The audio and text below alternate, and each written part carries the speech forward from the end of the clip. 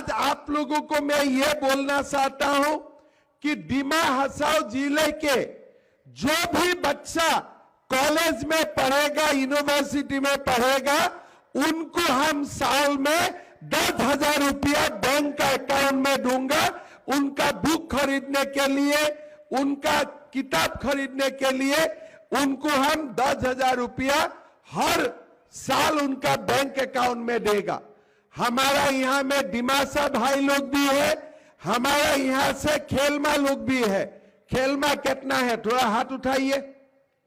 बाप रे, इतना है, बाप रे। तो आप लोगों को गवर्नमेंट नॉमिनी चाहिए क्या इस बार? चाहिए क्या? थोड़ा जोर से बोलना पड़ेगा, चाहिए क्या? ठीक है, मैं ये भी ध्यान में रखूंगा। आप लोग देबूलाल को जिताइए और खेलमा का ध्यान मैं रखूंगा, ठीक है।